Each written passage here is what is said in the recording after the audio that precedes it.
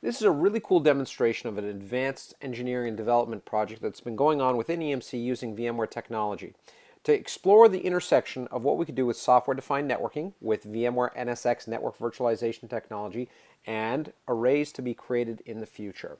Here I am logging into vSphere 5.5 via the web client, and if we go and take a look, I've got something very interesting that I got my dirty little hands on by going in and, let's just say, stealing it from engineering, which is a future prototype of a next generation VMAX that's running as a virtual storage appliance. This is actually how we develop almost all of our storage arrays within EMC as virtual appliances. It makes it quick and easy.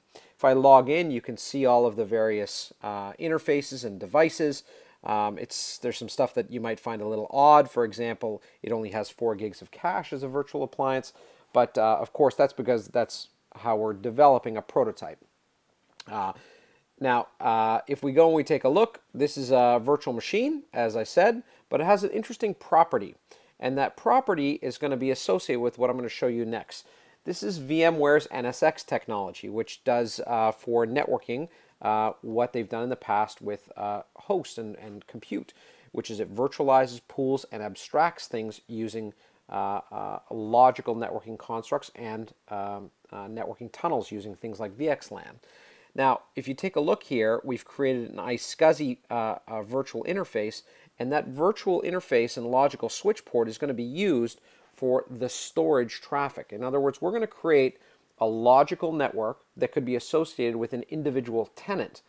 And when we go down into this VMK NIC that's going to be used on that virtual wire, that's the VMK NIC that's going to be used as the iSCSI initiator.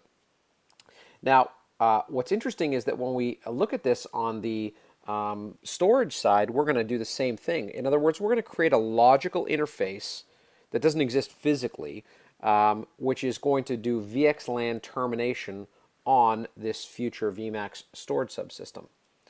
So if we go and we take a look, we're going to log in and take a look at some of the performance stats that we see going to this virtual interface using a benchmark workload.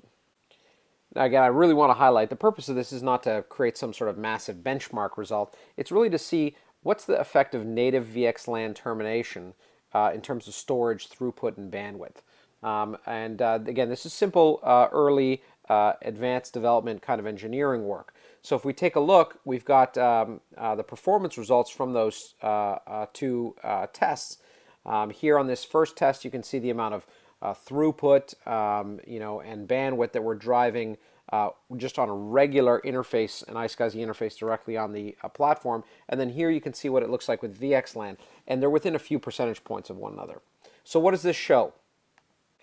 It shows a couple of things. It shows that VXLAN technology and more generally network virtualization that VMware's NSX platform will deliver will be useful to create logical networks not just for networking but also for storage networking, creating tenant zones on storage subsystems, number one. Number two, it illustrates that EMC and VMware are in lockstep, and EMC is working on active VXLAN termination, not just on VMAX as I've shown in this example, but on all of our platforms, and not just for block but for NAS as well.